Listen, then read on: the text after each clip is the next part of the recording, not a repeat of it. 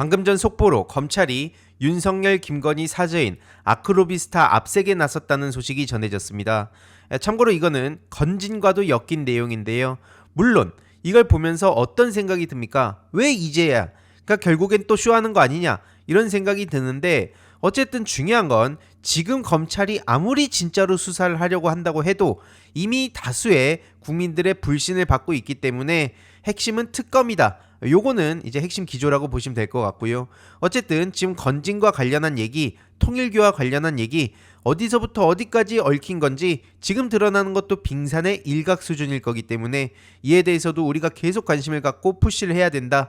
그래서 다이아몬드 목걸이뿐만 아니라 최근에 고가의 가방 얘기도 나왔고 특히 통일교 전 세계 본부장 윤모 씨가 윤석열 당선 직후에 그 건진 전성배 씨한테 가방도 건넸다는 정황이 포착이 돼서 이것도 우리가 계속 주의에 알릴 필요가 있다는 겁니다. 참고로 이에 대해서 김규현 변호사는 이창수가 안 묻고 이 중앙지검 쪽이죠. 그리고 심우정의 말을 잘 안 듣는 남부지검이다. 중앙지검보다 빠르다. 그래서 이게 주목할 포인트라고 언급을 했는데요.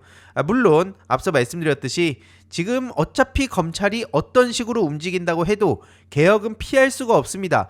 그리고 이제 와가지고 저렇게 움직이면 결국엔 또 쇼한다고 생각할 수밖에 없지 않겠냐, 요런 반응도 당연히 따르고 있는 건데 어쨌든 중요한 건 이재명 후보님한테 했던 거, 조국 전 대표님한테 했던 거 진짜 반의 반만큼이라도 한번 털어보라 이겁니다. 그리고 지금 사실 사저에 가도 뭐가 있겠습니까? 이러니 반응이 이런 식으로 차나 한잔하러 간 거 아니냐, 쇼하지 말고 제대로 해라, 이런 반응들이 쏟아지고 있는 거죠. 아무튼 여기서 계속 말씀드리지만 핵심은 특검이고요. 지금 건진 일가와 함께 윤석열 인수위 관계자도 핸드폰을 싹 다 바꿨다는 얘기가 나오고 있습니다. 건진 본인과 부인, 처남은 물론이고 친분이 있는 대통령직 인수위원회 자문위원 출신 인사까지 싹 다 이미 핸드폰을 바꿨다는 거죠. 그리고 국민의힘 윤한홍 의원도 이런 비슷한 시기에 핸드폰을 교체했다고 검찰이 파악했는데 윤한홍 의원도 빡빡 우기고 있다고 하죠. 그러니까 이게 저들은 아니라고 빡빡 우겨대면 끝입니까? 이게 민주당 정치인이었다고 생각을 해보자고요. 전국적으로 엄청난 범죄자를 만들어 대놓고 왜 이렇게 국민의힘 정치인들한테는 관대한가, 이런 생각이 들 수밖에 없습니다. 아무튼 그렇기 때문에 이 건진과 관련해서 어디서부터 어디까지 얽힌 건지 특히 윤한홍 의원과 권성동 의원 이런 사람들도 우리가 계속 예의주시를 해야 됩니다. 아무튼 지금 김건희는 여전히 자기가 무슨 영부인 행세를 하고 있는데 참고로 영부인 때도 저러면 안 됩니다. 아무튼 김건희 씨가 세상이 달라졌는데 아직까지도 저렇게 특혜를 요구하고 있어서 말도 안 된다. 지금 서면조사 요구는 택도 없는 소리다. 이런 식으로 컷을 당했다고 합니다. 그리고 지금 중요한 건 문제가 한둘이 아닌데요. 윤석열 장모 요양원 문제, 이 서울의 소리와 저널리스트에서 이 문제를 다뤄서 다들 충격받지 않았습니까?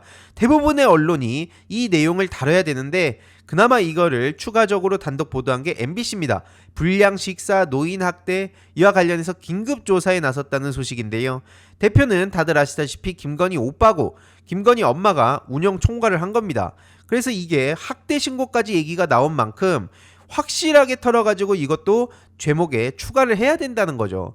참고로 지금 윤석열, 김건희 일가가 완전히 나락가기 시작하니까 충한파 여인형마저도 선을 긋고 있다, 이런 보도도 나오고 있는데요. 이건 시작에 불과합니다. 계속 말씀드렸듯이 윤석열, 김건희는 단순히 징역 몇 년, 10년 이런 거 산다고 해결이 되는 문제가 아니에요. 그동안 저질러온 부패 문제는 물론이고 내란 우두머리에 대한 책임을 확실하게 물어야 된다는 겁니다. 이런 와중에 미국 재무장관에도 속보가 전해졌는데 한국에서 대선 돌입하기 전에 미국과 무역협상 틀을 마무리 짓길 원한다, 요 얘기가 나왔거든요. 무슨 얘기겠습니까? 지금 한덕수 대행이 자기 대선 가도를 위해서 이런 식으로 무리하게 나라를 갖다가 팔아버리려고 하는 거 아니냐, 이런 우려의 목소리가 나올 수밖에 없는 소식입니다. 그래서 이거는 반드시 막아야 되는 거고요. 나라를 기어이 팔아먹으려고 지금 작정을 했구나 라는 반응이 이렇게 쏟아지는 소식 주위에도 같이 알릴 필요가 있습니다. 참고로 경찰에서 한덕수 직권남용 혐의로 수사에 착수했다고 하는데 이게 또 이런 식으로 수사 착수했다는 소식이 끝날 게 아니라 지금 빨리 신속하게 확실한 처리를 해야 된다는 겁니다. 아니 이런 식으로 맨날 정광훈도 그렇고 입건을 하면 뭐합니까? 한 세월 걸리는데, 근데 또 이따가 뒤에 전해드리겠지만 이재명 후보님에 대해서는 또 못 잡아먹어서 안달이에요. 이러니까 많은 민주시민들이 지난 몇 년간 이런 소식을 매일같이 접하면서 완전히 이재명 후보님한테 몰입을 하게 된 거 아닙니까? 내 자체가 지금 털리는 느낌을 받고 있다는 거예요. 근데 왜 저들한테는 그 칼날이 10분의 1도 향하지 않는 것이냐? 이게 가장 분노한 포인트라고 볼 수 있고요. 지금 뭐 한덕수는 정신 못 차리고 캠프 타령을 하고 있죠. 나경원 캠프 사무실에 입주를 시작했다고 하는데, 아니 지금 한덕수가 저런 식으로 캠프 타령을 하는 게 말이 됩니까? 나경원 의원 측에 사무실 입주를 문의했고 그 앞에는 오세훈이 캠프로 썼다고 하죠. 아무튼 이런 식으로 망한 캠프에 그 기운을 계속 받고 싶은 건지 모르겠는데, 아무튼 지금 나경원은 정작 또 김문수 지지 선언을 나선다고 합니다. 청산 대상인 사람들이 모여봤자 아무 의미가 없다라는 말씀을 드리고 싶고요.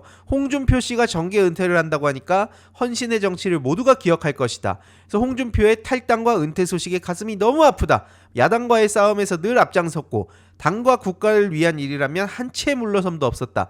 이런 식으로 열심히 띄워주고 있지만 현실은 지금 홍준표 씨는 명태균 게이트로 날아가기 직전이다. 지금 그런 상황에서 갑자기 쓱 발 빼고 도망치려는 걸로 보이거든요. 그래서 이준석 씨도 여기에 또 숟가락을 얹습니다. 홍카콜라가 다시 돌아오길 기대한다. 언제나 강단이 있었고 때로는 외롭기까지 했다. 이런 식으로 얘기를 하는데, 본인도 홍준표 씨 실컷 조롱했었잖아요. 조롱하다가 붙었다가 또 조롱했다가 다시 붙었다가 이런 식으로 정치를 해와놓고, 그래서 오죽하면은 이준석 씨는 젊은 홍준표다 이런 얘기까지 듣지 않았습니까? 아무튼 이준석 씨 지금 홍준표 씨 얘기할 때가 아닙니다. 지금 허은하 후보가 이준석에 대해서 끊임없이 실체를 폭로하고 있는 상황이고 토론 요구를 하고 있지 않습니까? 윤석열, 이준석보다 적임자가 바로 허은하 후보다. 이런 메시지를 일관되게 전하고 있는데, 이준석 후보는 언제까지 허은하 후보를 피해서 도망칠 수 있을까요? 쫄보에 도망자에 아주 추하다는 말밖에 안 나옵니다. 아니 그럼 여태까지 본인이 토론왕 행세하면서 다른 그 정치인들을 그렇게까지 조롱했으면 안 됐죠. 근데 본인은 그렇게 조롱해놓고 이제 와가지고 무슨 저런 식으로 허은하 후보를 스토커로 몰아가고 있습니까? 참고로 이와 또 유사한 캐릭터가 한 명 있습니다. 바로 한동훈 후보인데요. 물론 이제 준천지들과는 좀 화력 차원에서 차이가 많이 나긴 합니다. 근데 어쨌든 지금 홍준표 지지자가 아닌데도 열받는다는 그 글이 국민의힘 갤러리에 올라왔는데, 한마디로 홍준표 면전에서 결선 진출자 발표 끝나고 홍준표 둘러싸고 어대한을 외치는데 이거는 참을 수가 없다. 그래서 지금 국힘 갤러리부터 시작해서 미정갤, 국힘 비대위갤 등등 반한동훈 기류가 어마어마하게 이어지고 있습니다. 참고로 계속 말씀드리지만 홍준표 씨가 앞선 내용만 보면 엄청난 영웅이 진짜 그 정치를 은퇴하고 다들 안타까워서 눈물을 흘리는 것 같지만 지금 자연인으로 돌아갈 수 있는 상황이 아닙니다. 정치자금법 위반부터 해가지고 지금 공수처 고발당한 건 요게 어떻게 처리가 되는지 계속 지켜보고 전해드릴 예정인데요. 그동안 홍준표 씨의 거짓말이 계속해서 드러났다는 거죠. 선거 캠프 관계자 개입이라든지 본인과 가족의 접촉 사실이라든지 여론조사 활용 정황이라든지 명태균 게이트로 빼박 얽힌 게 지금 드러났는데, 어디 저런 식으로 지금 탈당하고 정계 은퇴를 하면서 자연인으로 돌아간다는 소리를 하고 있냐. 지금 계속해서 이걸 전면 부인하고 있지만 거짓말이 명백하게 드러난 만큼 홍준표 씨도 결국 그냥 편안한 노후를 보낼 수는 없을 겁니다. 아무튼 이런 와중에 전광훈이 또 등장해서 계속 이승만 박정희 타령을 하고 있어요. 뭐 필승 결의 대회 얘기를 하면서 뭐 윤석열은 잘했다, 안 그랬으면 중국과 북한의 나라가 넘어갔을 것이라고 내란을 옹호하고 있고요. 뭐 국민 저항권 1000만 명 조직 타령을 하는데 지금 이제 자금줄까지 서서히 말라가는 상황에 1000명은 뭐입니까? 지금 이게 지금 정광훈과 국힘당이 처한 현실이다 말씀을 드리고 싶습니다. 아무튼 무혈혁명 타령하고 있는데 아무리 저들이 저렇게 얘기한다고 해도 갇혀있는 거죠. 윤 어게인 얘기한 게 점점 더 쪼그라들고 있다는 겁니다. 반면 민주당의 이재명 후보의 소식, 광폭 행보를 통해서 완전히 저들 입장에서는 진짜 끔찍할 정도로 진짜 엄청난 행보를 보이고 있는 상황인데요. 한나라당 출신의 권오을 전 사무총장이 이재명 후보 지지 기자회견을 했습니다.